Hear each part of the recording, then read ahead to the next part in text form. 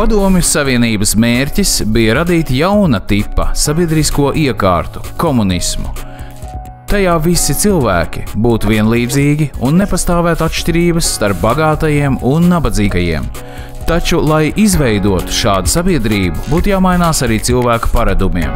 Sabiedrības kopējās intereses tad būtu nozīmīgākas par katra cilvēku personīgajām interesēm. Tādēļ jau no bērnības bija būtiski audzināt Padomju Savienībai uzticīgus pilsoņus, kas sevi uztvertu par kolektīva daļu, nevis individu. Līdztekus mācībām skolā bērniem un jauniešiem bija jādarbojas ideoloģiskās organizācijās, lai pieaugot tie būtu gatavi iestāties komunistiskajā partijā.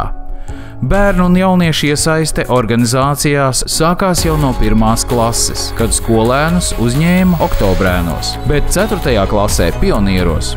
Lai nodrošinātu veiksmīgas karjeras iespējas nākotnē, pusaudžu vecumā vajadzēja iestāties komjaunatnē. Dalība šajās organizācijās no vienas puses varēja kļūt par kopīgu laiku pavadīšanu ārpus mācībām, iespēju satikt draugus un sportiski atpūsties. Taču no otras puses, lai gan grūtāk samanāms, šo organizāciju mērķis bija audzināt padomju ideoloģijai paklausīgus pilsoņus ar stingras disciplīnas un militāro apmācību palīdzību. Katram zēnam reiz būs jāstājās dzimtenes sargu rindās. Jau tagad pierast pie armijas disciplīnas, norūdīt sevi fiziski un morāli. Šim nolūkam Rīgas rajona skolnieki pulcējās militārajās sporta nometnē Ādežos. Tomēr valsts vara nevarēja būt klātesoša visur. Tā nevienmēr spēja izkontrolēt, kā jaunieši pavada brīvo laiku vai kādas vērtības tiem ieaudzina ģimene.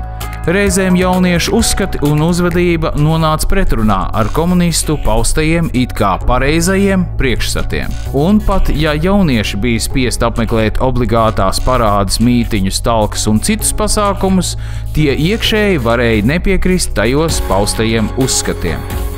Jau Otrā pasaules kara laikā vairāk skolu audzēkņi sagatavoja un izplatīja skrejlapas ar patriotiskiem saukļiem. Bija jaunieši, kas mežos kā partizāni cīnījās pret okupācijas varu. Arī vēlāk, kad Padomju Savienībā iestājās šķietamas stabilitātes posms, bija jaunieši, kas izrādīja savu pretestību pastāvošajam režīmam. Pretestība izpaudās dažādi. Tas varēja būt gan atšķirīgs apģērbs un uzvedība, gan interese par aizliegto mūziku un literatūru.